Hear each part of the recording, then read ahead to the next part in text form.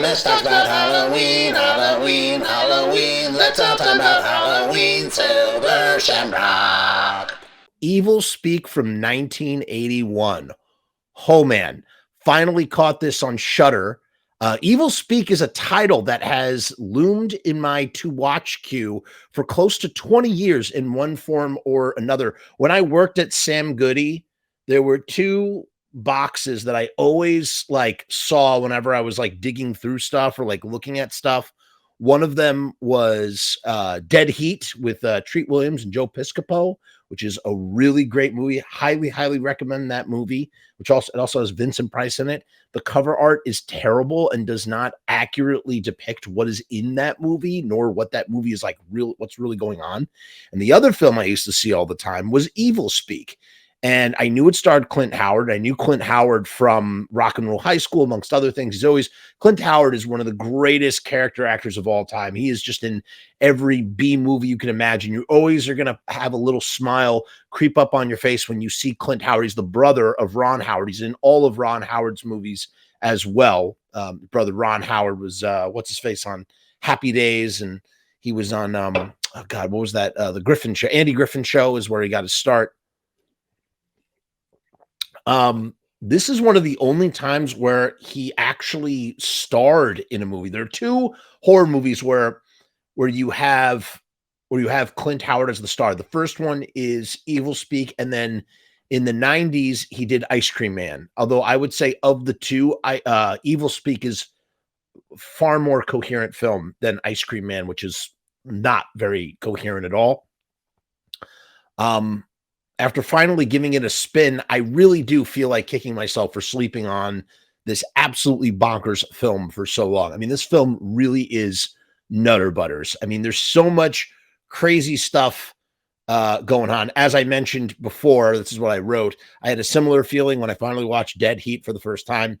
The poster art that you can see right here for Evilspeak, I don't know if you can see it that well. It's right here in the corner.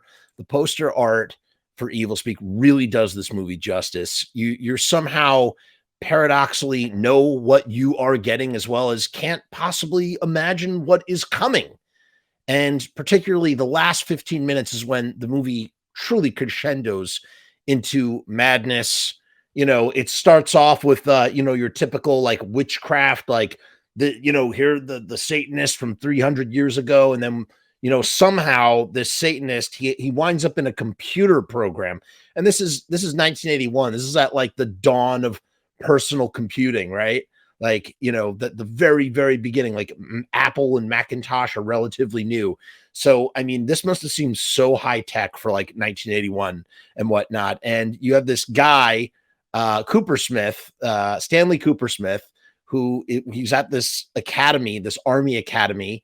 And he gets really into this computer program. Oh no, you know what he does? He finds a book. That's right, the book. He finds this book and he's translating the Latin through the computer. That's what it is. The computer is a translator.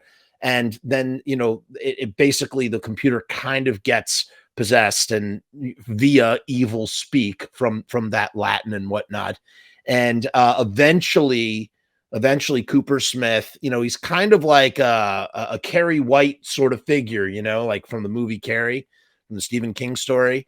He's like an oddball wallflower type of guy who gets bullied and picked on, as happens in these sorts of situations. And eventually he just sort of syncs up with this computer and gets possessed by the priest or whatever, who's actually kind of like a pig demon. There's like a weird like pig demon monster that like takes him over for a minute, or like is like inhabiting his body and whatnot. And we get utter madness. Okay. We get an army of man-eating hell hogs. That's the only way to describe them.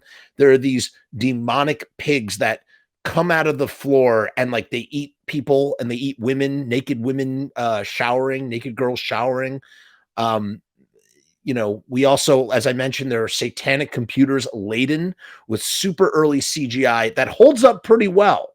It holds up pretty well. Kind of like if there was CGI in the original Star Wars, when Mon Mothma or whatever is showing the rebels how to penetrate the Death Star. It's kind of like a 2 steps up from that, and it holds up pretty well.